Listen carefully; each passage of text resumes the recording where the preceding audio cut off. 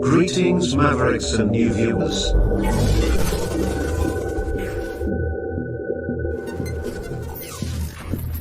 Tonight, direct and live, from the Maverick News Network, World Studios.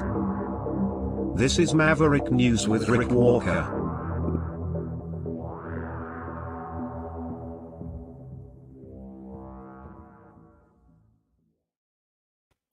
Okay guys, I'm told that we have a problem on one of our Rumble channels, so bear with me while I check that out, and I'll be right back. I think I know what the problem might be. I hope. See you in a moment.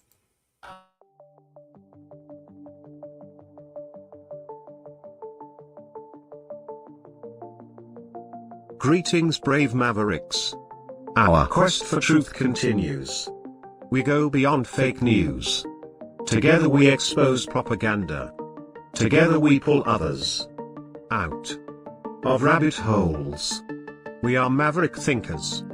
We are all unique individuals, defenders of individual rights and freedoms, credible, trusted, grounded in reality. Maverick News,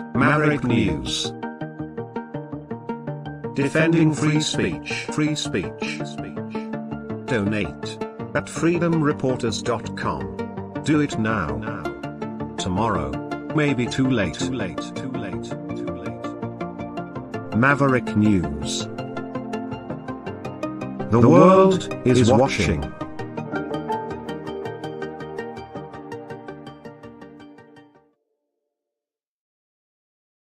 He's a fighter. He's a survivor. President Trump, defiant, strong. He is determined to make America great again. Pay tribute to the 45th President of the United States with this collectible t-shirt from the Maverick News Memorable Moments collection. Even a would-be assassin's bullet could not stop him. Instead, he emerged with his fist in the air ready to fight for freedom. Get your Trump Fighting for Freedom t-shirt with any donation of $30 or more to Maverick News. There are two iconic artistic designs to choose from, but there is only one way to get these. Donate at freedomreporters.com. Support free speech, free media. Support Maverick News. Call 1-866-248-1490 or order online at supergeeks.tv.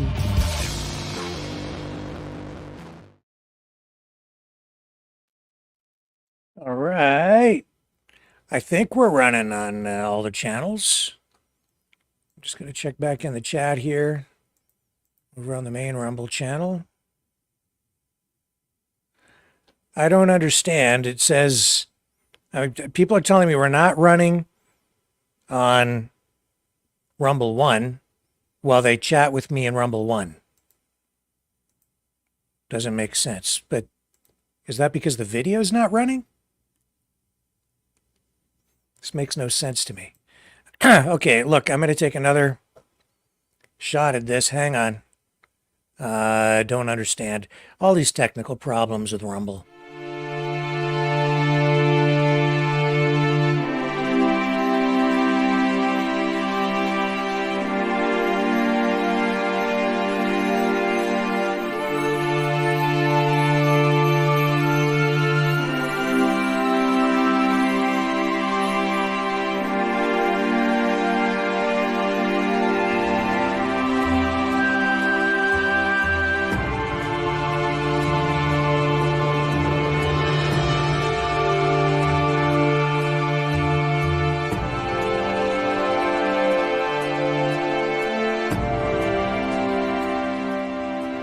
Maverick News.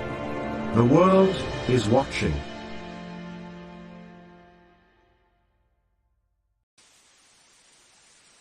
You know, someone very profoundly once said many years ago that if fascism ever comes to America, it'll come in the name of liberalism.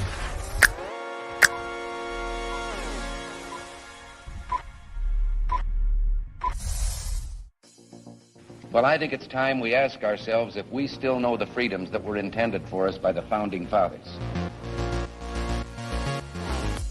If we lose freedom here, there's no place to escape to. This is the last stand on earth. The entire world is watching. Every dictator, every crazy dictator in the world is watching.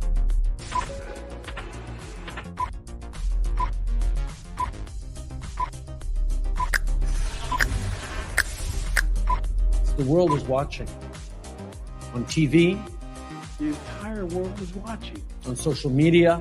But the entire world is watching, and yes, they are seeing what we have apparently bravely been willing to say that others are thinking. Stand for freedom. Literally stand for freedom. Let's get this done. The entire world is watching. We're at war with the most dangerous enemy that has ever faced mankind in his long climb from the swamp to the stars. Maverick News. Maverick News. Maverick News. Let me have more control of my own destiny. The world is watching.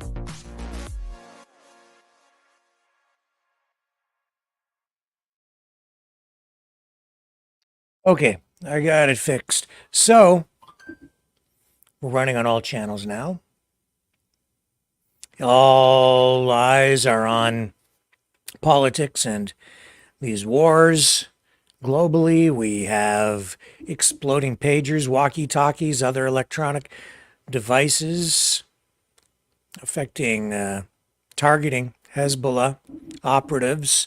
We have Jagmeet Singh, the fallout from his confrontation yesterday with a couple of, I would call them protesters, not journalists, activists, protesters outside the Parliament buildings in Canada. Justin Trudeau under steady pressure to call an election. Conservative leader Pierre Poilievre could have an opportunity next week to topple the government with a confidence vote in the House. Today, Trudeau receiving some unexpected support. We'll tell you about that. Also, big kaboom inside Russia. A major drone attack taking out a munitions storage facility, and the explosion, massive. We'll show you that. All kinds of stuff tonight. And later in the program, Dragon is going to join us. We're going to talk a little bit about Winston Churchill. A hero to the West, a hero under fire, as some people try to tear him down and to take him away from us. So we will have a discussion. So all kinds of things to get into tonight. And yeah, lots of politics. So with that being said, let me get the first stuff queued up and we'll be back on the other side of this.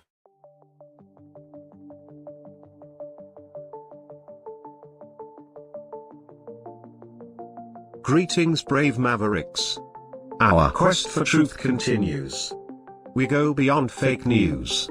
Together we expose propaganda. Together we pull others out of rabbit holes. We are maverick thinkers. We are all unique individuals. Defenders of individual rights and freedoms. Credible. Trusted. Grounded in reality. Maverick News. Maverick News. Defending free speech. Free speech. Donate at freedomreporters.com. Do it now. Tomorrow may be too late. Maverick News.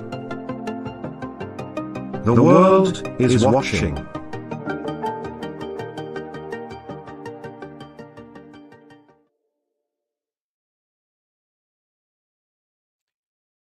Okay. Where shall we start tonight? Exploding pagers, exploding electronic devices all over, affecting Hezzbollah operatives. Let's start with that. So I can tell you. Just bear with me here. I'm still struggling with some technical things. So I'm just a little bit distracted while I deal with all that.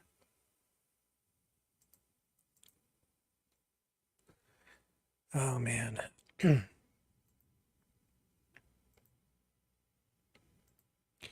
I do apologize. I'll tell you what, let's start with... Let's start in Canada today instead.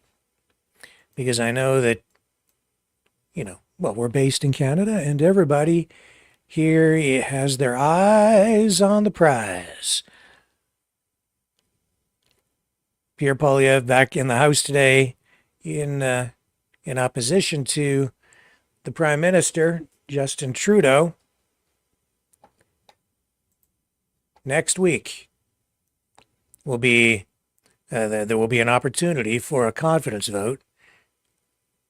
Pierre Poilievre is trying to lay the groundwork for that. And he went after Trudeau in question period again today. But the Bloc Québécois,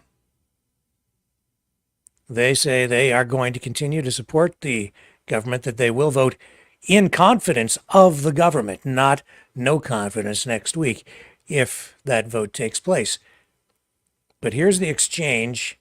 It isn't clear what will happen next week. Now the Parliament is sitting again. If the NDP will continue to support the Liberals, or if they will pull the rug out from underneath Justin Trudeau. Okay, here we go. This was the exchange today. Sparring in the House. We've just learned that the Bloc will be voting to keep the most costly prime minister and most centralizing prime minister in history in power. A government that's doubled the cost of housing, doubled the national debt, increased the cost of groceries, broken our immigration system, pushing Quebec to the breaking point. How can the Bloc abandon Quebecers to prop up this prime minister, the most costly and centralizing one in our country's history? The Right Honourable Prime Minister. Once again, Mr. Speaker, we see the Leader of the Opposition is only concerned about his own political interests and not the interests of Canadians and Quebecers. That's why we're going to keep investing in Canadians. We're going to be there for Quebecers with health care, dental care, more child care places, instead of proposing cuts and austerity, which we know the Conservative leader would impose on everyone. The Honourable Leader of the Opposition. Canadians' interest is in cutting taxes, building houses, fixing the budget, and stopping crime so that Quebecers can bring home bigger paychecks and pensions that will be enough to afford housing and food. That's after 9 years of the Liberal Bloc coalition. They've doubled the debt, doubled the cost of living, and broken our immigration system. Why is the Bloc propping up this expensive and centralizing government? The Honourable Prime Minister. Once again, we see the Conservative leader believes in slogans, but not in Canadians and Quebecers. He doesn't want to invest to help people with dental care. He doesn't want to be there to help our seniors, to help young people. He just wants to cut programs. He voted against our climate action, against checks that people need, but he wants nothing to do with that. He's obsessed with his own thirst for power. We're concerned about Quebecers and Canadians, and we're working for them. The Honourable Leader of the Opposition. The NDP leader sold out Canadians to sign onto a costly coalition that doubled the debt, doubled the housing costs, sent 2 million people to food banks and 1,800 tent encampments. He voted 24 times for the carbon tax. And since he did his dramatic video, he's refused to answer 40 times whether he'd vote non-confidence. Now that he knows that the Bloc is going to keep the Liberals in power, he'll stand up and claim that he's voting against. Mr. Speaker, why won't the NDP stand up when it counts so that we can end this costly coalition and elect a common sense government?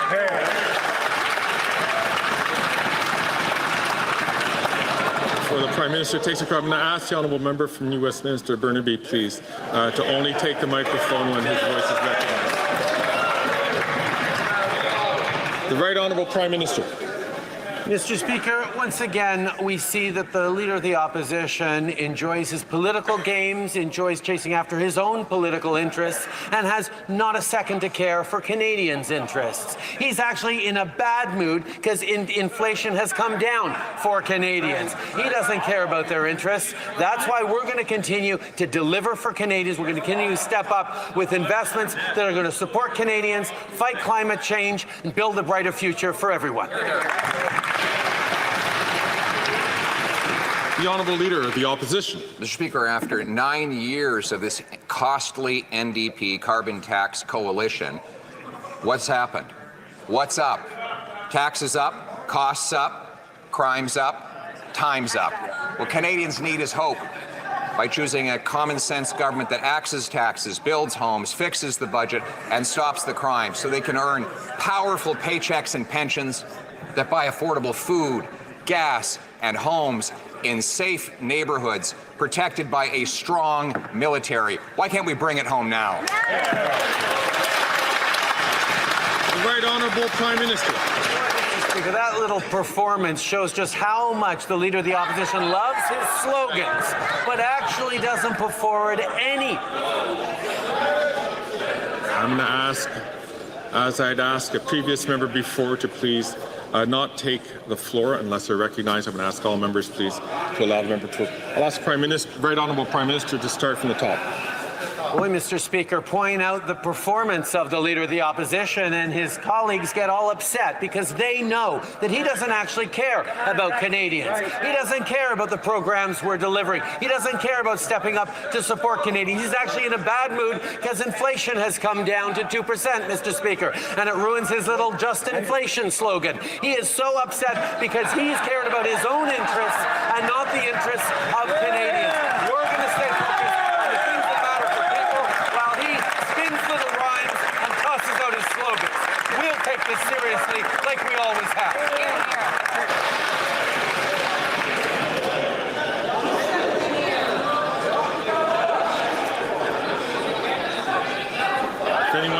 If anyone had any doubt, it's definitely Wednesday. The Honourable Leader of the Opposition. Mr. Speaker, the just inflation tagline works now better than ever. He can try to call himself Rocky Balboa and play fight songs to aggrandize himself as the star. But the people lined up at food banks, 2 million of them every month, know better. The people who are living in the 1,800 Ontario tent encampments know better. The 35 homeless encampments in Halifax, the people there know better. They know that we need to fire this costly carbon tax coalition so we can elect a common sense government that will bring it home for them.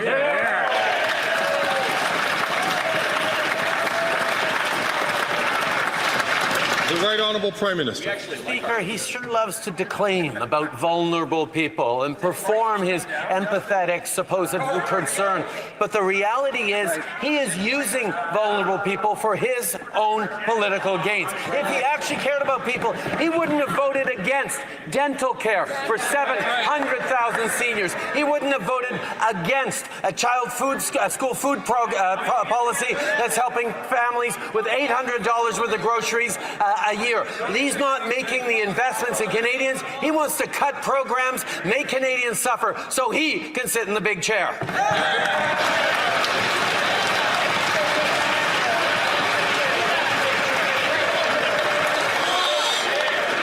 Alors. Order. Order. Well,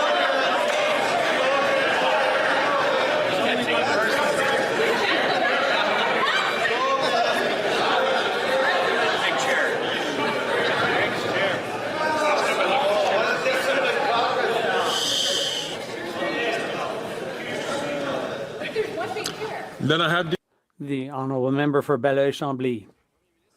The Prime Minister appointed a special envoy to fight Islamophobia, and she felt that her... Okay. So, that's the leader of the bloc. He says no dice next week. He's going to vote with the government, which probably means we won't get that early election call next week. But hang on. Just hang on tight. It's coming. You can see it. You can feel it. You can hear it. You can smell it. It's in the air. An election. Coming sooner rather than later, I think. I don't think we'll have to wait until October of next year. Could still happen before Christmas, if not spring. That's my prediction. Okay, so this has been quite a 24 hours, really. A second wave of device explosions rocking Lebanon today, killing 20 people, injuring 450 more. Fires broke out across the country following these blasts, these coming just a day after pagers belonging to Hezzbollah members detonated in an unprecedented attack on the militant group. The Lebanese Red Cross deployed 30 ambulances across southern Lebanon and the Bekaa Valley to respond to the latest explosions. Civil defense teams working around the clock to put out fires in homes, cars, and shops. Hezbollah-affiliated media reports the devices, identified as handheld transceivers or walkie-talkies, exploded in people's hands.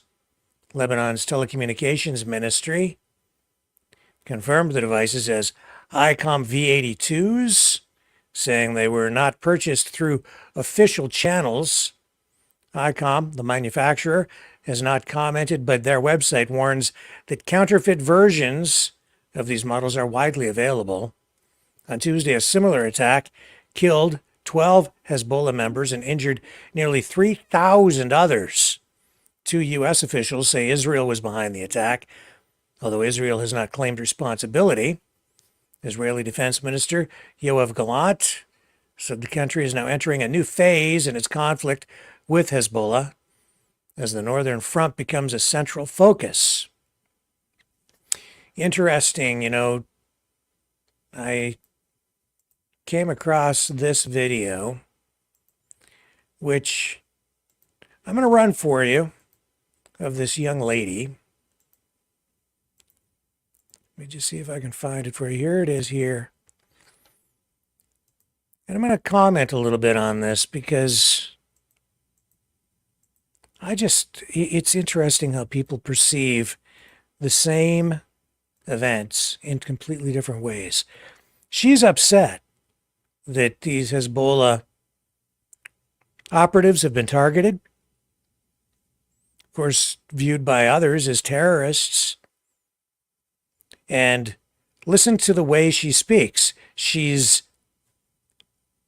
upset because she's saying that it puts civilians in jeopardy. I'll comment on that aspect of it. Here we go. What Israel just did in Beirut is like something out of a Black Mirror episode. They blew up the pages. They blew up the devices of Hezzbollah members. They exploded whilst using them and whilst in their pockets. They have the technology to specifically target people and use their own devices as weapons against them. 3,000 people have been injured and have had to be rushed to hospital in Beirut, Lebanon, a place that's going through the worst financial crisis of human history, that is low on doctors, that is low on medications, that is low on bloods. This is so disgustingly sinister, even for Israel. That country is so heavily funded that they are able to have some of the most, if not the most, advanced warfare in the world, that they're able to target people by their devices. Yeah. They're able to use their own devices as weapons against them. that is so dystopian and sick. Israel are using explosive devices in civilian areas. How is that not terrorism? I'll tell you how it's not terrorism. It's targeted. You're basically at war. They're using technology to target specific individuals who are combatants. That's, I'd say, a better alternative than bombing someplace where you get a lot of collateral damage. If you're at war and you can specifically target an adversarial soldier, isn't that fair? In fact, isn't that preferable to blowing up a building or putting a missile through a window of a building where you can get a lot of collateral damage, civilians actually hurt? This is targeted warfare, extremely targeted warfare, highly sophisticated, extremely sophisticated technology, very high-tech stuff. So I have to say, I think it's brilliant. Just looking at it from a strategic point of view and a technology perspective, it's an unprecedented form of attack. And the reason it's not terrorism is because it is specifically targeting combatants. And it has the intent of avoiding injuring civilians. Even though you may have these attacks happening in some cases in civilian areas, it's the combatants that are targeted and taken out. That's why it's not terrorism. This means that combatants, an enemy combatant who is moving among civilian populations in a community, in a civilian area, can still be targeted and effectively neutralized. That's why it's not terrorism. Terrorism generally targets innocent civilians.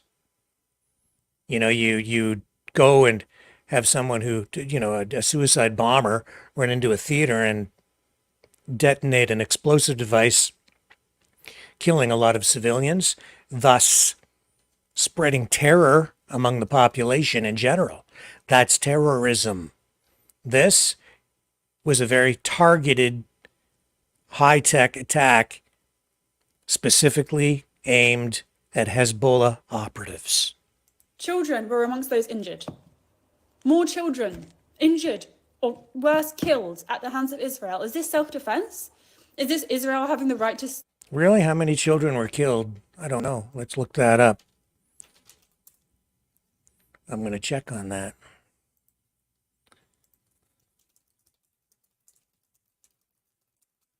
How many children have been killed in the pager attack on Hezzbollah?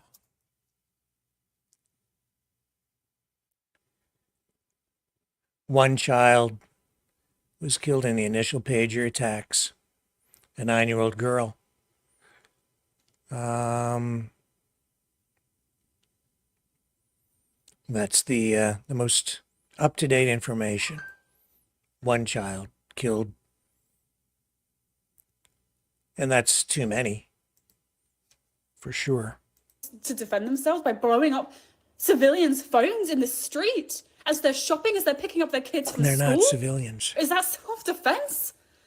We have all been protesting, we've all been posting, we've all been talking about this. Our governments need to place sanctions. They should have done it a year ago. We should never have supported Israel. They're terrorists. They're terrorists with a lot of money. I don't know about that. That's why they can have this precise dystopian targeting. This is so dystopian targeting. So disgusting. I'd say very precise targeting. Very precise. Yeah, very, very, very precise. I don't know how much more specific you can get with your targeting. You're literally putting a bomb on the hip of a combatant that you're targeting and then detonating it. How much more direct can you get? I don't think you can get any more direct than that. That's not terrorism. There have been reports of them using the problem with her is she's just on one side and she's just looking at it through that lens. She's not looking at, for her and people like her, it doesn't matter what Israel does, it's wrong. And for people on the other side, Hezzbollah, Hamas, whatever they do, that's okay. Anything they do is justified. We could get into the reasons why, but honestly, that's what the mentality is here. I have to say, this is very, very, just strictly analyzing it as the attack that it was, how it was executed, extremely targeted. Much preferable to exploding a bomb. And the problem that has always been present when combating organizations, especially like Hamas, is that they do use civilians as human shields. There's a long-standing, that is an undeniable fact. And so this is a way to circumvent that strategy and preserve civilian life. So she's out to lunch. Capture things, the prove you're not a robot thing. Select the sidewalk, select the motorbike. Apparently they've been using that data to target civilians. That's not what this was. They were not targeting what this civilians. Terrorist state is capable of. Oh, for crying out loud. That is not what they were doing. They didn't target civilians. They targeted very specifically, and you've seen all the reports reflect this. They're targeting Hezzbollah operatives.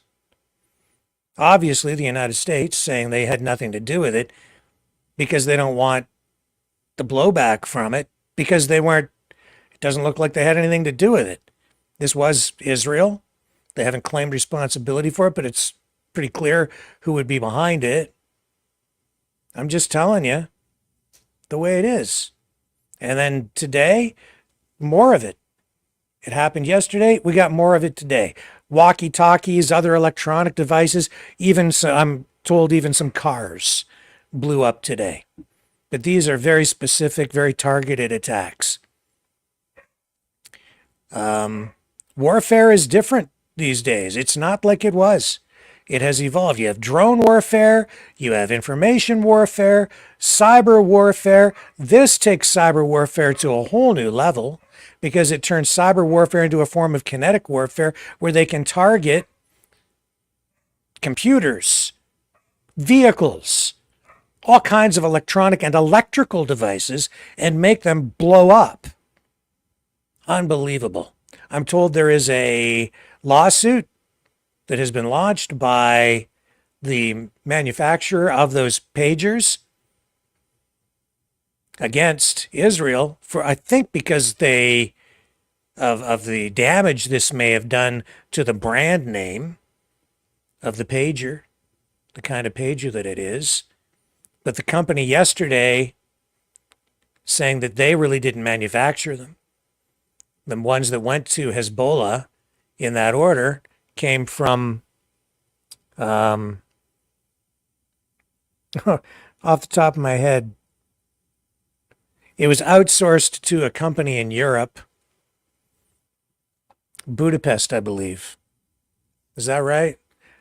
Don't quote me on this. This is off the top of my head. So it was outsourced to another company. It was in Europe. And So they're trying to distance themselves from the entire episode. But I'll tell you, it's a nasty business, this war. Very nasty indeed.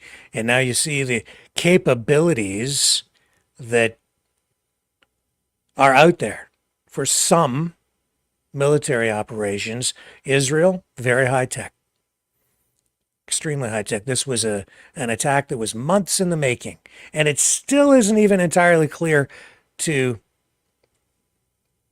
anyone exactly how they did this. People still speculating, were these devices equipped with explosive devices, like some sort of explosive? Or did they just make the batteries blow up? It isn't clear. And now even more kinds of devices exploding, raising even more questions. The manufacturer of the walkie-talkie, as I said, the walkie-talkies that have been blowing up, they're saying that there are a lot of fake or clone products out there. So yeah, I wouldn't want to be in the shoes of a Hezzbollah operative right now. And if I were, I wouldn't be carrying around any electronic devices with me. I'd be ditching anything new, that's for sure. And even then, not sure exactly how they're doing this, so I'd be very worried. That's not terrorism, though. That's called war. Like it or not. Just saying.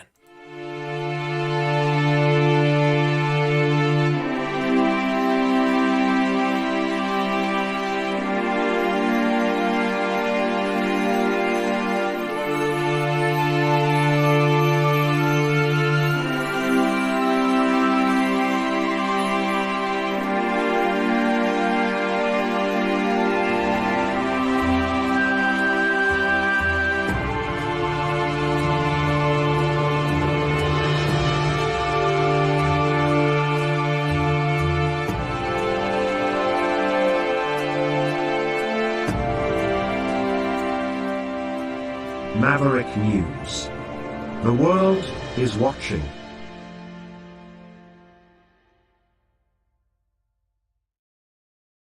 Okay, speaking of technology, Donald Trump was just in a New York bar, and he paid his tab with Bitcoin. Oh, where did my clip go? Which is a milestone in history. Here it is right here. Oh, hang on. I better put this over here so I can run this tab. Okay. Sorry again. A lot of technical things going on here tonight. Here we go. So here's Donald Trump, first president in history to pay a bill with Bitcoin. On Donald Trump, he is in a bar, I believe, in downtown New York called the Pub Key in downtown Manhattan. Maybe we can play up some sound here, guys, and see if he says anything.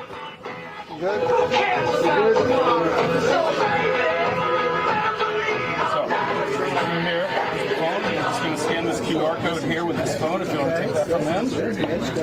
Scan that QR code right up here. Take pictures. Oh, right there. Right there. Just that one.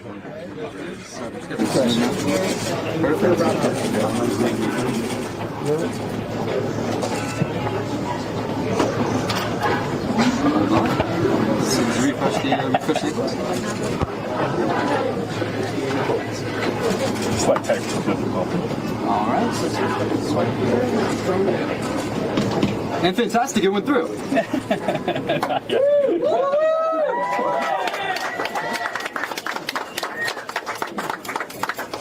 Right. I need to refresh the invoice. Invoice? Refresh the invoice. Oh, it did go through. All right, we're done. Perfect. The first transaction by a president on the Bitcoin protocol. History. You know what that means? That's history. Hello, everybody. I got to go back and see those people. All right, let's go. Come on. Right this way. Well, there you go, folks. Mr. Bitcoin, D. Donald J. Trump. I didn't see that one coming. At least not until recently. What is the price of Bitcoin today? $83,327 Canadian. Let's take a look at that. 83,000. So what's that in US? $61,215.40. How are we doing here in terms of price? So holding its own. You know, if you go back 6 months ago, it was at 61,964. So it's lost a little bit over 6 months. Not much, though. It dipped all the way down to 54,237 in August. We had that crash, if you may recall. Some people freaked out because we also had a dip in the stock market. So there was all this, I would almost call it like mini panic over the course of a couple of days. And I said, no, this ain't it. And it turned out to be a blip. We're battling back. Times are different. Things are different. You know, I've come to the conclusion as well that one of the things that can help protect us from a run on banks, stock market crash, is transaction velocity. It's important because it's the ability of the government and central banks to respond very, very, very quickly to any kind of changes in the market. And when new policies are implemented, when interest rates change, when any kind of transaction takes place, it can happen almost instantaneously because bits and bytes flow around the world in the blink of an eye, instantly. Back in the 1920s, say in 1929, when we had the stock market crash, everything was still on paper. Everything had to be sent. And in some ways that it didn't accelerate transactions, but it, I think, accentuated major swings in the market because corrections couldn't happen as quickly. Now, with digital transactions, including conventional currency, which people are concerned about a central bank digital currency, the currency you have now is basically digitized. Whether I don't know if you realize that or not, but money is just flowing around the world like that. Because you don't have to send a plane load full of gold to pay for something. You just push a button on a computer and the transaction is completed. That's the case also with Bitcoin. It's just that it happens on the blockchain and there's little or no government involvement in that. But it happens very, very quickly. That's one of the reasons that we've got new kinds of financial tools available to us to improve stability in the market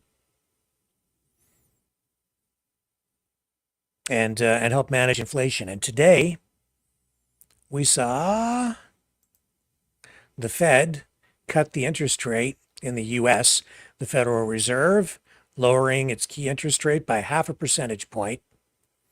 That's an unusually aggressive move. It's being done to cushion the economy from a further slowdown.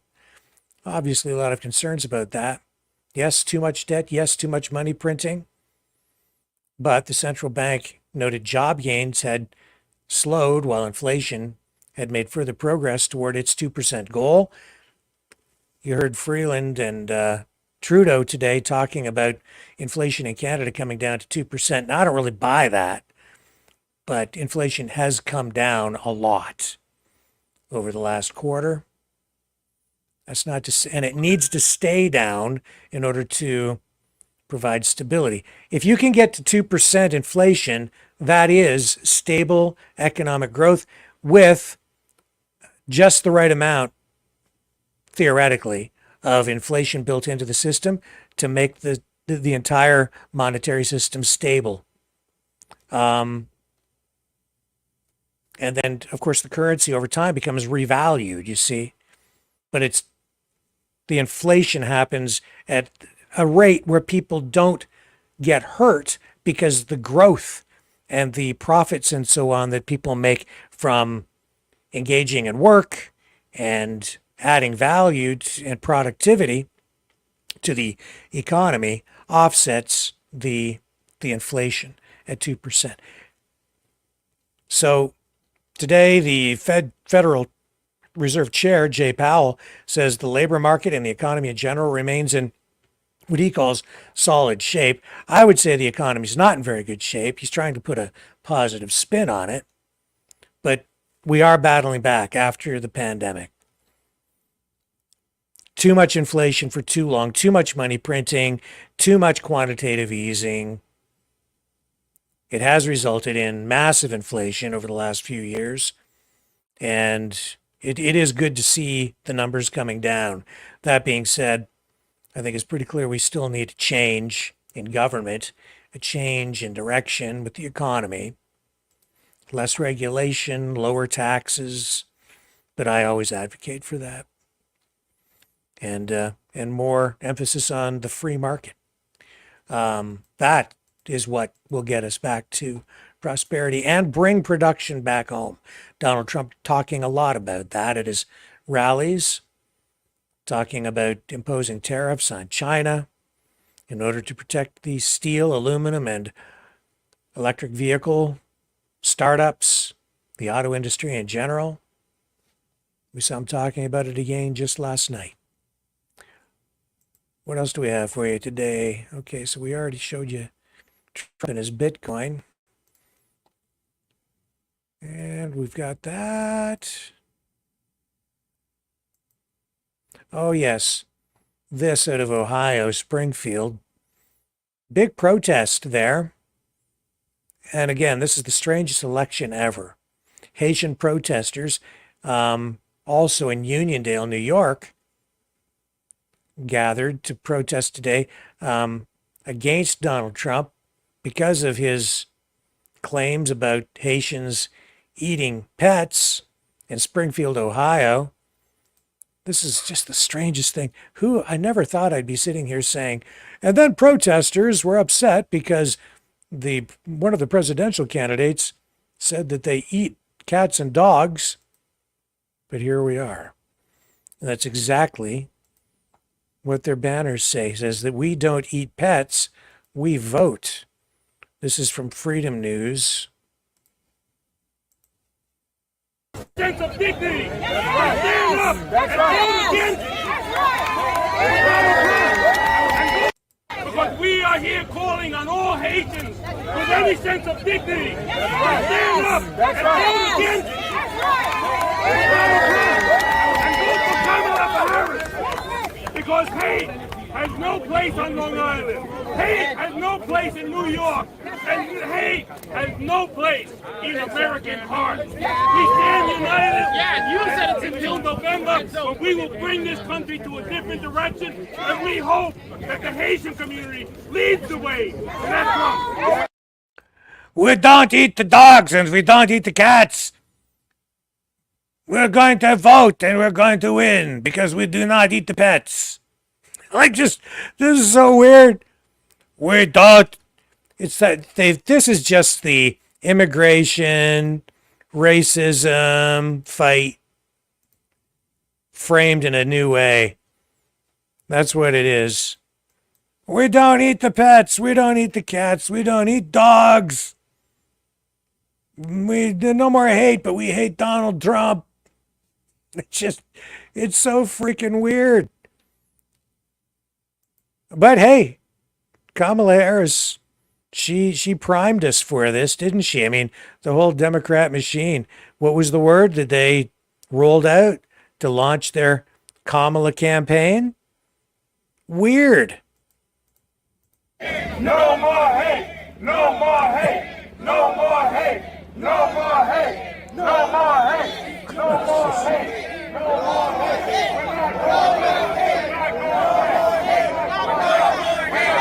hate! No more hate! We're not going back. We're not going back. We don't eat the cats. We don't eat the dogs. It's just the weirdest thing ever. Oh man, she warned us. The Teamsters Union has declined to endorse any candidate in the presidential election.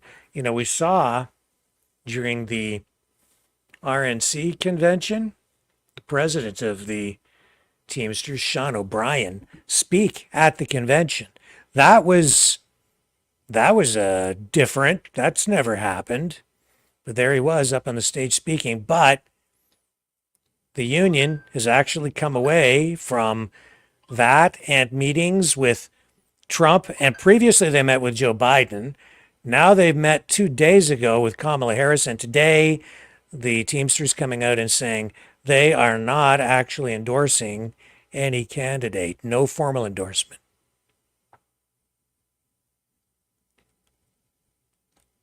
But the quote here, I've just got a quote, and it says, while the Teamsters Executive Board is making no formal endorsement, the hardworking members of the Teamsters have been loud and clear. They want President Trump back in the White House. That from campaign spokesperson Caroline Leavitt in a statement. She says, these hardworking men and women are the backbone of America, and President Trump will strongly stand up for them when he's back in the White House. And yes, I know that even yesterday Trump was talking about imposing tariffs on China and bringing production back to America, and also cranking up production in the auto industry again, bringing production back to the Motor City, Detroit.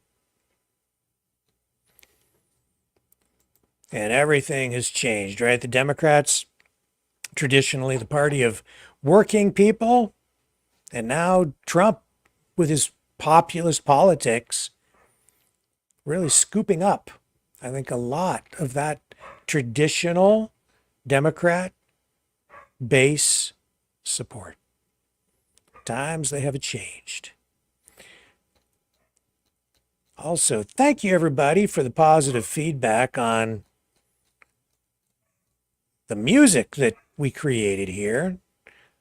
We've created this whole album of freedom songs, and we have 10 tunes. We've created an album. Here's the cover. Free Dog. Free Dog. That's Cosmo. That's my dog. Y'all want to see my dog? There's my dog. He's your dog too. He's the Maverick mascot, Cosmo. So yeah, we ran that song for you last night. Free Dog, the title track. And yeah, great feedback on that. And yeah, with any donation of $10 or more to support this channel, I will send you the album.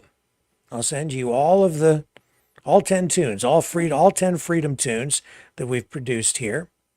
And I love there are 2 versions of Free Dog and Free Dog Reprise.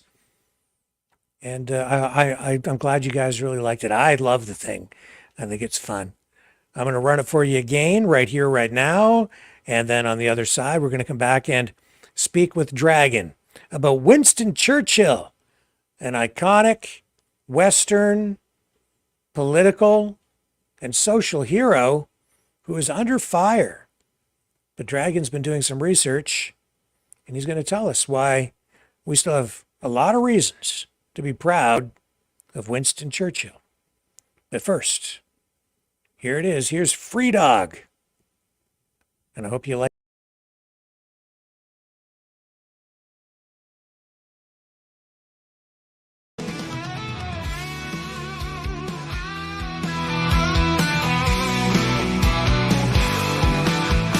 I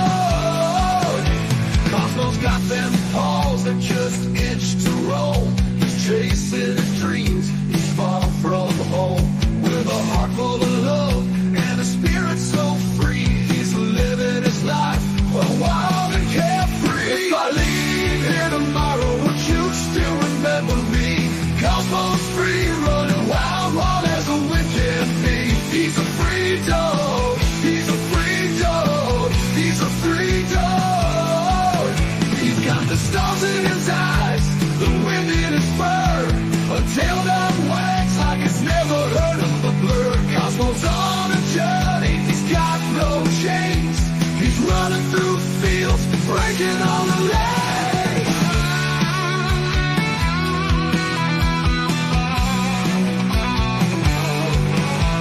Now the night's getting cold and the sky's turning gray. But Cosmo's still out there, he's miles away. He's not looking back, he's got his path to tread. With every step, he's leaving his bed. If I leave here tomorrow, would you still remember me? Cosmo's free, running wild, wild as the wind can be. He's a free dog. He's a free dog. He's a free dog. So if you're feeling lost, just think of Cosmo's run. Remember his spirit, his freedom, his fun. And maybe one day, when you're feeling low, you'll find your own freedom and let your spirit go. If I leave here tomorrow, would you still remember me? Cosmo's free, running wild, wild as the wind can be. He's a free dog. He's a free dog. He's a free dog.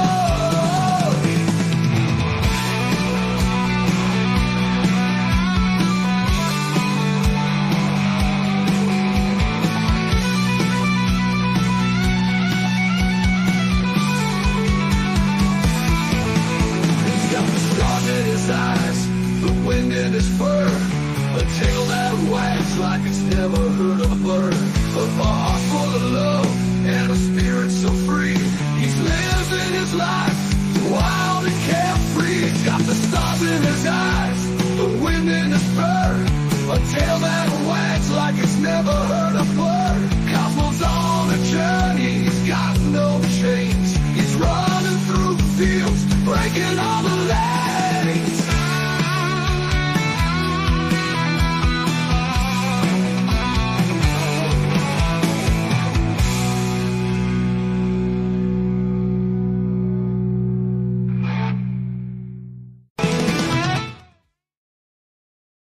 He's a fighter.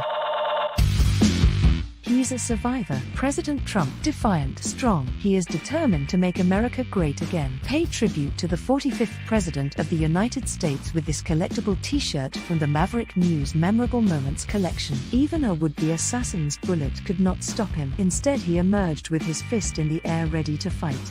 For freedom. Get your Trump Fighting for Freedom t-shirt with any donation of $30 or more to Maverick News. There are two iconic artistic designs to choose from. But there is only one way to get these. Donate at freedomreporters.com. Support free speech. Free media. Support Maverick News. Call 1-866-248-1490 or order online at supergeeks.tv. Okay, let's bring Dragon in. Hey, Dragon. What's up, guys? How are you tonight? You know, I'm going to share something funny with you. I ran that song for the first time last night, Free Dog, and it talks about Cosmo, my dog, running free, and he's a long way from home. And I had a couple of people say to me today, Rick, did your dog run away? No, he's just a song. It's just like, Free Dog. It's just a song. No, it's okay, everybody. If you what you took away from the song is that Cosmo ran away. No, he's right up. He's right over there. He's fine. He's fine. He's just being as mischievous as ever. Today I was out working on my on the old Honda that I'm restoring, right? And just an old car, and doing some work on it. And he's a thief. My dog is a thief. He steals my tools. He steals. I had the rear wheel off the car. He stole the lug nuts. He steals the. I was doing body work. He stole the sandpaper. I can't keep up with him. But no, he's fine. He didn't run away. Anyway, that's what's going on with Cosmo. What do you think of the song? Actually, I've just heard it for the second time, and I will be honest, I had a little tears in my eyes because it's a beautiful song. I love it. Very emotional. Yeah. Yeah, I got emotional. I think it's fun. Yeah, there it is.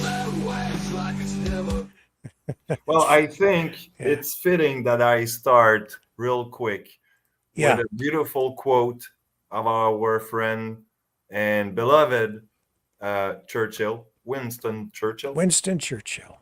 Yeah. Okay. I got one here about freedom and goes by all the great things are simple and many can be expressed in a single word: freedom, justice, honor, duty, mercy, and hope. Yeah, the reason we're talking about this tonight, folks, is Winston Churchill is under fire.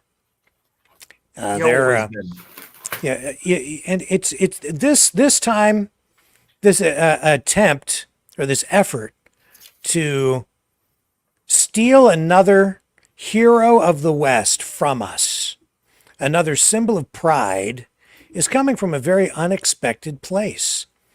Tucker Carlson interviewed a historical revisionist. It's got to be about a week and a half ago or so. And in the course of this interview, the person being interviewed said that Winston Churchill was the main architect of World War II. He blamed World War II on Winston Churchill. So I took note of that, and that's set off a bit of a firestorm on social media. Tucker didn't challenge him on it at all. In fact, he kind of agreed with him. And I was like, what the hell is going on? I've talked a lot on this program about the convergence of the extreme left and the extreme right. Communofascism is what I call it. And I'm seeing all kinds of political convergence happening right now in ways that I find are somewhat disturbing. Over the last number of decades, it's been the left, the progressive left, the woke left, primarily, that has been stealing our historic icons, tearing down our statues, rewriting our history, introducing political, historical revisionism, injecting that into our education system, and then overlaying that and integrating it into our political system, our legal systems. But this time, it's coming from what some would say is the right, the conservative side. But in this case, I don't know. It's ever since Tucker left Fox, his tone, his positions on things, it's evolved a bit. It's changed. He's shifted. And in this particular case, again, I took exception to it. People can say what they want. I believe in free speech. You can view history in a variety of ways. I understood the guy's arguments, but I'm sorry. Winston Churchill, as far as I'm concerned, Dragon, remains, always will be, a hero, not just for Britain, not just for the West, but for the entire damn world. He stood up to fascism. He stood up to the Nazis. If it wasn't for Winston Churchill, Britain would not have been warned. Britain would not have had the Navy that it needed to stand up to thanks to him, because I believe it was in 1933 that he started to ask the parliament to expand the Navy, and not only the Navy, but also the RAF, which is the Royal Aircraft. That's right.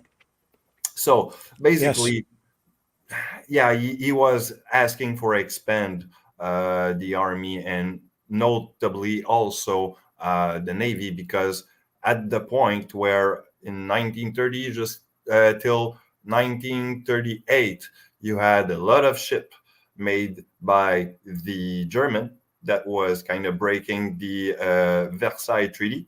And also, these were like big ship, like the Bismarck, which has a mark into the into history and in naval battles. Yeah, I mean, the Versailles Treaty was designed to prevent Germany from rearming. They initially were limited to, I think, 100,000 troops. They weren't supposed to have any more than that. I know that they used to have to train with fake tanks made of canvas and wood while they were secretly rearming and building tanks and heavy armor and trucks and guns and munitions on a huge scale. And they fired up this huge arms industry covertly, using a very unique economic system, their own kind of economic system, which we could get into on another date. But it was Churchill who realized what was going on, and he warned Britain, he warned the West, but they rejected him initially. They said, "No, Winston, no, we want a negotiated peace." So they went with Neville Chamberlain, who took an attitude, a position of appeasement, really, and he came back, Chamberlain, with a peace deal with Hitler, but it wasn't worth the paper it was written on. It didn't take long, and the world saw that Winston Churchill was right and Chamberlain was wrong, because Hitler didn't honor the deal, and he continued to expand and just used it to buy time. And then Britain embraced Churchill again, a World War I hero, and a masterful politician. Did you know he was actually also a war correspondent? Yes, he was. Yeah, that's one of the ways. That's one of the ways that his name became a household name, was because of his work as a war correspondent in World War I, and then entered politics, where his father had served as a prominent politician. His family, a long history tied to significant politics in the UK. By the way, the treaty you were referring to was the Munich Treaty, if I'm not mistaken. Yes, that's right. Yeah. So, I mean, I'm honestly, Dragon, I have to say, and this is me editorializing on this, I'm tired of our heroes, our icons being torn down. There's a lot to be proud of in our country, in the West. Winston Churchill, he's another one, not just for Britain, but also for the United States, and especially for Canada. Because I know that what you've been doing, you've tapped into, or you've focused a little bit today on refreshing your memory, I know, on some of the contributions that Winston Churchill made that had a direct impact on Canada. Tell us about some of that. Well, if I go back to my note, it was in 1938 where he did implement Canada to start to manufacture probably more war. Actually, it's what you call. Hold on, I got to go back to my note because this one is a little bit of a giffy. You got the wartime conversion, which actually it's like converting your automobile industry, for example, to become tank manufacturer and so on. So you had that coming into effect around 1939. But Winston Churchill was already telling us to trying to get there, because war was imminent. He knew that war was imminent, and at the point where the Second War started, we were not there yet. And he did help us actually also monetarily. So, yeah, and I know that. Well, you mentioned also that he You'd mentioned radar systems and the development of radar technology. Yeah, the radar technology that was used at that point was not very. It was not the best, right? So it was the first radar at the point. And what happened is that, well, my good old city, Montreal, it's a beautiful city. The McGill University, why there's as you have seen probably in the pro-Palestinian protest, there's a memorial about World War II. And we were asking ourselves why, where? Well, there's the thing that the student that was studying in engineers and such, like science, were asked to be part of the war effort as engineers and so on. And they have actually built this CHL radar, which is still used today. And it's actually it's on land. It's landline, or it's what you call channel home lines. So basically, it's to check out around the coast if there's some enemy submarine around. So yeah, Montreal, Canada was there. Yeah, and I know that was extremely important because the U-boats. Yeah, the U-boats were sinking ships in the shipping lanes. Yeah.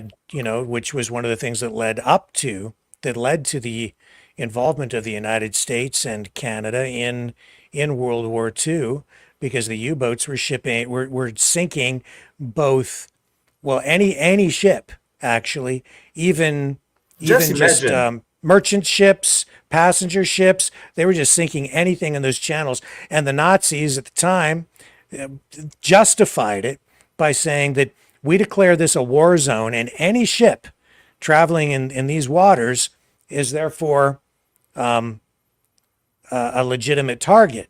So they were sinking everything. There's an Alfred Hitchcock movie actually about that, if I remember correctly. I have to refresh my memory on that one, but I'm pretty sure it's an Alfred Hitchcock movie with passengers traveling, and they're worried about a U-boat sinking this passenger ship, and that's what that's one of the things that drew the United States into the war. Well, try to imagine yourself, all right? You're posted in Europe as a Canadian or American, whatever, you as a soldier, right? You're in Europe, you need ammo, you need whatever that you need to be cross to country from Canada, for example, US from here. So you had convoys, and those convoys was hunted by the U-boats. Yes. So yeah, that was Yeah, a crucial moment to find them at some point, because they were hurting the war effort of the Allies pretty badly. Yeah. And that's on the other side. There were blockades taking place against Germany too, but the Germans were going after even passenger ships. Now, the Germans were saying that they were, and this is what historical revisionists will focus on, is that Germany was saying that sometimes there were more munitions being shipped on these even passenger ships as part of the cargo. And so that made these ships legitimate targets. But these are questions and issues that were raised at the time. These are things that people grappled with, these issues. And in the end, the public, the governments of the day came to the conclusion that U.S. intervention and Canadian intervention in World War II was necessary. And yeah, I think that what Germany was doing was over-aggressive in terms of the way they were targeting civilians at sea. Mm-hmm. Well, if you know your history about the Dunkirk rescue, Dunkirk rescue was, hold on, I got to go back to my notes because my brain goes everywhere. The evacuation of Dunkirk on May 20 to June 4, 1940. So what was happening is that you had some people stranded on the sea around the coast of France and also Britain. So what happened is that you had a lot of people floating on the water, a lot of soldiers, and we needed as soon as possible to go help them. So most of them was stranded there. What was happening is that the Luftwaffe, or if you prefer, the aircraft of the Germany, was attacking them with bombers and such. So they were stranded in Dunkirk. And, well, again, Canadian, good old Canadian, proud and courageous, went there.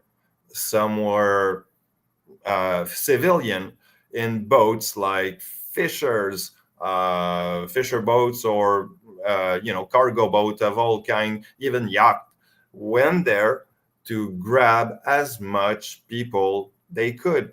And that operation, with the help of Winston Churchill, called Operation Dynamo. Yes. Yeah, because Germany had pushed their troops right to the edge of the sea and really pushed them into the sea. And they got every boat, every canoe, everything they could get their hands on. And they sent it over to the coast to pick up the British soldiers and rescue as many of them as they could. And that really is what saved. Churchill actually did call to the world on national TV or on the international air and said, guys, we need your help. Anyone who has a boat, get your ass there. We need you to get as many people you can for the war effort. Thank you, guys. Yeah, that's right. And Churchill, one of the instrumental players in that. So, I mean, these are just little nuggets of history from World War II and before and after that give us, a perspective on a complex man, not a perfect guy for sure, but certainly a leader who rose to the occasion, in the moment, led the Western world, one of the main leaders and architects of victory, I would say. Not one of the main architects of World War II. It wasn't Winston Churchill who was covertly building up a military with the intent of expanding Germany. There was one guy who was at the forefront of that, and it was not Winston Churchill. So, it was the other way around. Not mistaken, Churchill became prime minister, but it wasn't his wish. He didn't want it to be even a prime minister, but Britain needed someone, and he was like, you know what? Nobody does want to take that job, and I'm the guy who's going to do it because I know how to do that job because I've been on the front line, World War I. I know my stuff, so I'm going to get there and I'm going to get Britain out of that. That's right. And indeed, after Neville Chamberlain's abysmal failure, which was initially seen as a success, but turned out to be a failure and showed how naive and gullible he was, then it was really a call through the media and the political system where the people really, there was a rallying cry saying, we need Winston, and we need Winston. And he became prime minister. The pugwash. The what? The pugwash. Do you remember the pugwash? It was a protest, the pugwash protest. The pugwash protest. I'm not familiar. Oh, yeah, I got to go back probably to my note on this one, but basically it was the, how you call that? It was the socialist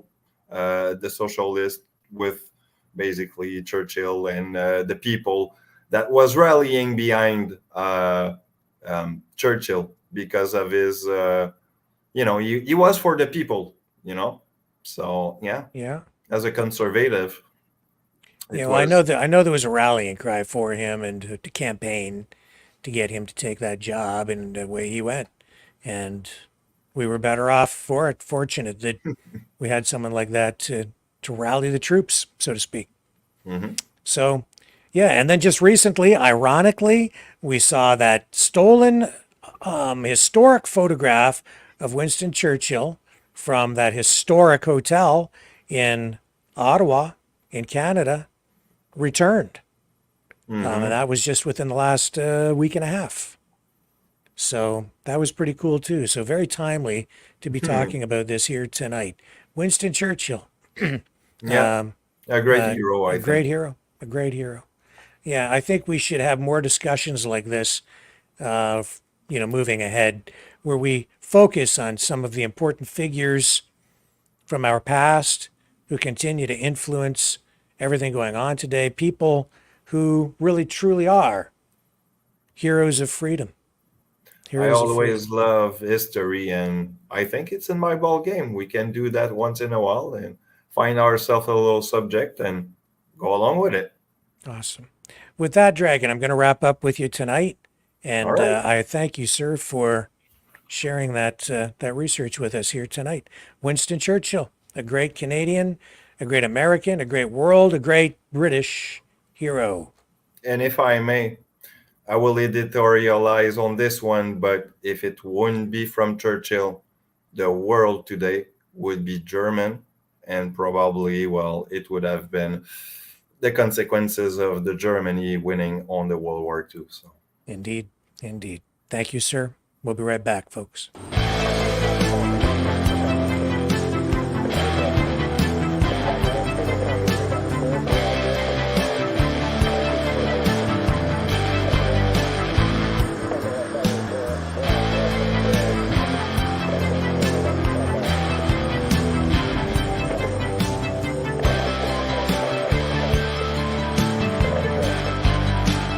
Maverick News. Fighting for freedom. Okay, so I'm just going to check here before we, I just want to make sure we've got all the bases covered here tonight. I had a lot of things kind of queued up. Oh, yes. Well, we can't forget this because this is an important story. I don't know if you guys saw this. But there was a major drone strike inside Russia over the past 24 hours. Let me show you this. The narrative being spun a couple of different ways. Of course, there's the Russian narrative, which is that there's a pro-Russian, I would call it a propaganda site, really. World War III alert. NATO just attacked a huge Russian ammunition depot in Toropets. And they're trying to make people think through this particular post that this explosion, trying to make people think that it's a NATO attack and that there may have been a nuclear device detonated because there's a mushroom cloud, or what appears to be sort of a mushroom cloud here. That's not the case. This is not a NATO attack. This is a drone attack. There were several drones launched at this target, a munitions storage facility inside Russia, deep inside Russia, and massive explosion. But the mushroom cloud is only the result of the heat rising. And any massive explosion like that will create a sort of a mushroom cloud. But if it had been a nuclear blast, even a limited one, the devastation would have been much, much greater even than what we're seeing here. And I'm going to run this video for you to show you how big this was. Massive explosion.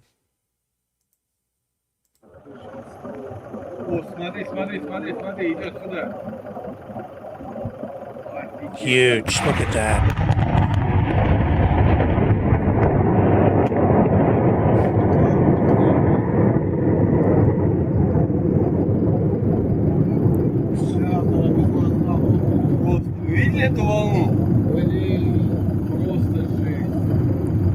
Oh my God.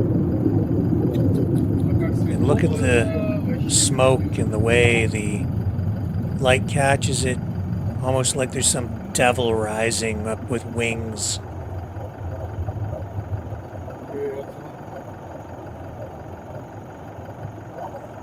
Unbelievable. So at least one or two of the drones, I believe one of the drones was shot down. The rest got through. At least two or three of them actually hit the target. This was the result.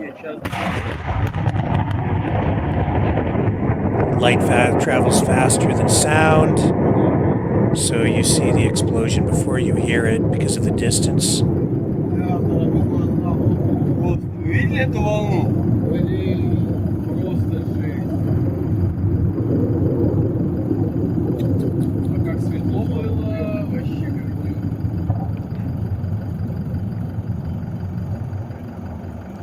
And still a lot of talk about long-range missiles going into Ukraine.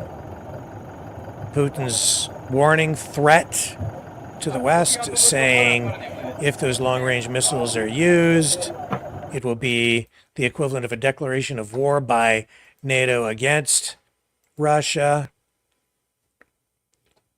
Where that goes exactly, time will tell.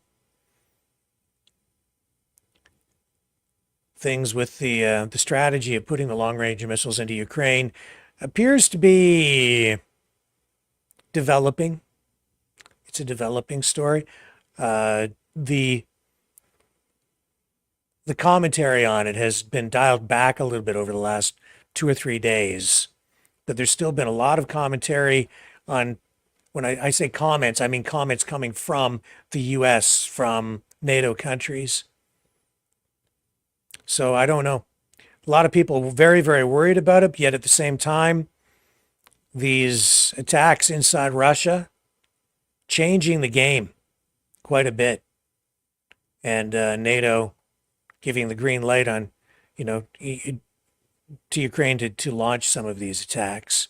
And if they get like the Storm Shadow missiles, long-range missiles from the US, Russia's saying that it would really be NATO attacking because NATO has to provide the targeting for these weapons.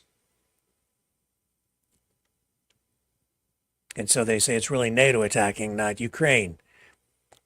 But, that narrative gives Russia a clear-cut advantage if you have to play by those rules, because Russia has satellites and its own targeting technology and infrastructure. Ukraine doesn't. And so they have to rely on outsourcing through NATO countries and maybe even private contracting in order to facilitate targeting for those missiles. But I think you're going to see workarounds happening. I think you're going to see workarounds in the months ahead so that Ukraine can use more of these long-range weapons. The allegations or the accusations coming from Russia are that Ukraine will use these to target cities inside Russia. Ukraine saying that no, the countries providing these weapons are saying no, that those weapons will be, the use of those weapons will be severely restricted and limited for use against military targets only, and specifically things like ammunition storage facilities, transportation infrastructure where military hardware and supply lines are functioning, military production facilities, air bases, things of that nature, military targets, and restricted use for those purposes, not to strike cities, not to strike civilian targets. That at least is what we're being told. And the rhetoric coming back the other way, of course, is that this will precipitate possibly a third world war. It's definitely an escalation. And yet at the same time, I also see the other argument being made where it could lead to peace faster because it puts pressure on Putin to get to the negotiating table faster. And even though we keep hearing from the Russians that they're ready to negotiate peace, whenever that happens, they always come back with more and more demands, especially near the ends of these negotiations, and peace seems very elusive. And even today, I saw like Maxime Bernier capitalizing on the issue for political purposes, I would say, saying that the PPC is the only party in Canada standing up against this proxy war. I took note of that, and yet at the same time, I'm not sure exactly what that means or what that looks like. If we're going to get peace, what does peace look like? How do you get to peace? I know that people want peace. I think everybody wants peace, at least most of us. Maybe not everybody. Some people seem to want war, but peace how? I think it's easy for a politician to sit there and say, no, we're against the war. Just end the war. Well, you can end a war very quickly by withdrawing support and just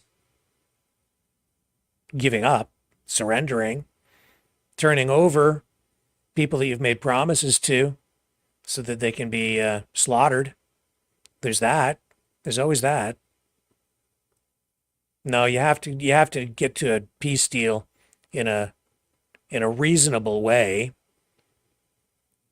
in a practical way, a pragmatic way. And I'm not exactly, so I don't know. I think some of these comments that I hear from politicians, it's opportunistic. And, I think they realize that war, especially after 2.5 years, wears people down. It's not popular. It isn't popular. Yet at the same time, you have to deal with these things in realistic terms. And if you want peace, it has to be a negotiated settlement. And it has to be genuine, with both sides working toward a peace deal in good faith. And thus far, we just haven't seen that. I don't really think entirely from either side. We have to get back to the table, and it has to happen in a good faith way. And the only way that can happen is if both sides have incentive to do so. That includes Russia.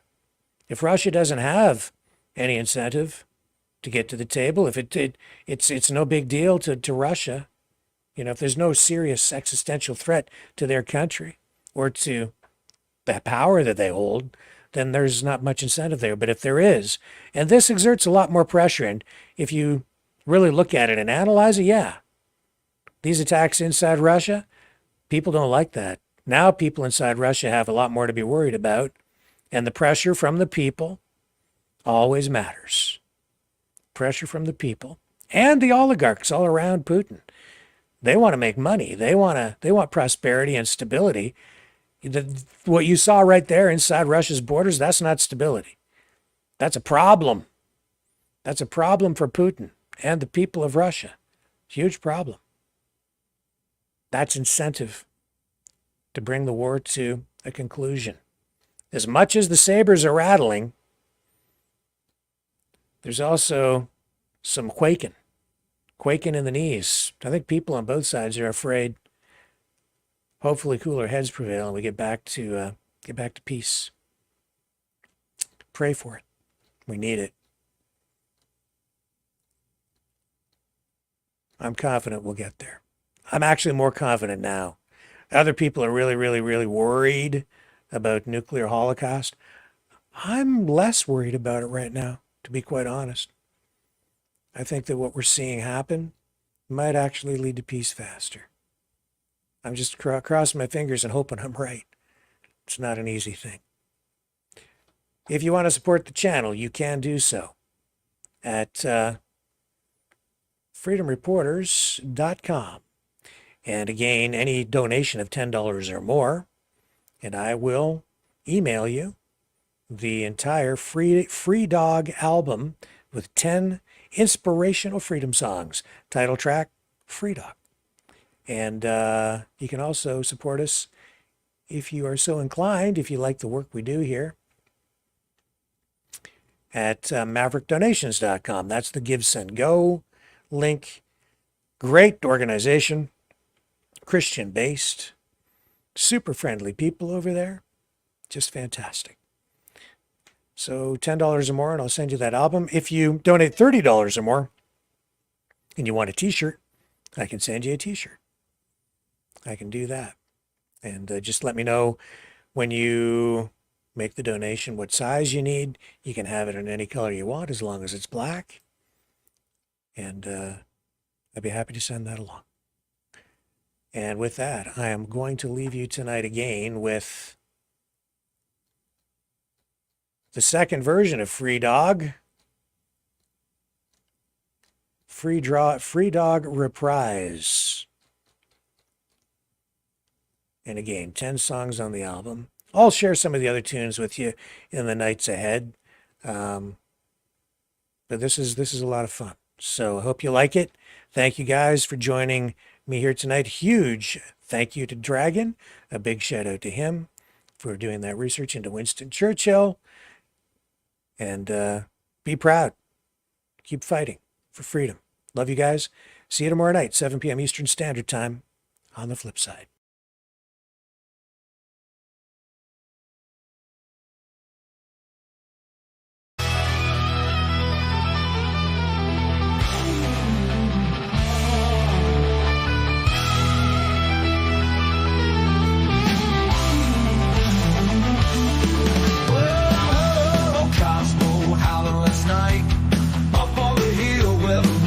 So bright, he was singing a tune.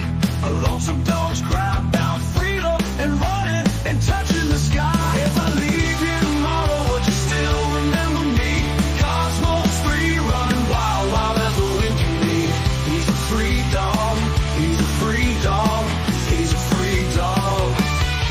Cosmos got them paws that just itch to roam. He's chasing his dreams. He's far from home with a heart full of the spirit so free, he's living his life wild and carefree. If I leave here tomorrow, would you still remember me? Cosmos free, running wild, wild as the wind can be. He's a free dog. He's a free dog. He's a free dog.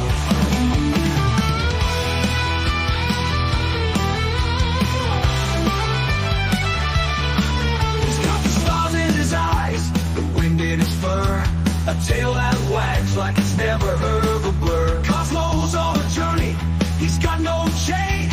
He's running through fields, breaking all the lanes. If I leave here tomorrow, would you still remember me? Cosmos free, running wild, wild as the wind can be. He's a free dog. He's a free dog. He's a free dog. So if you're feeling lost, just think of Cosmos run. Remember his spirit, his freedom, his fun. And maybe one day when you're feeling low, you'll find your own freedom and let your spirit go.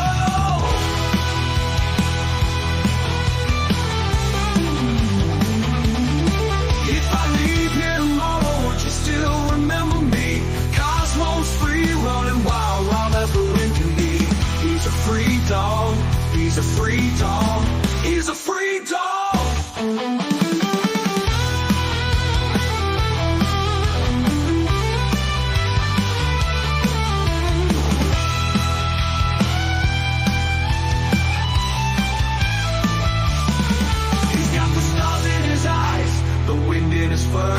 A tail that wags like it's never heard of a blur. Cosmos on a journey, he's got no chains. He's running through fields, breaking all the lanes.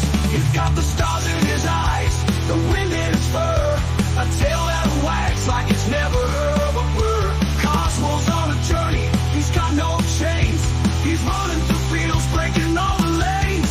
Now the night's getting old and the sky's turning gray, but Cosmos still out there, he's miles away. He's not looking back, he's got his path to tread. With Maverick the field, breaking all the lanes.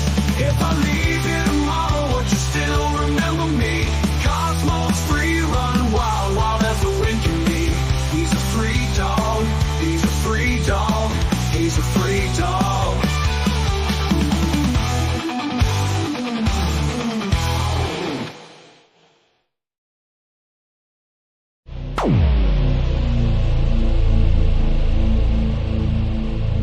This has been a Maverick Multimedia production.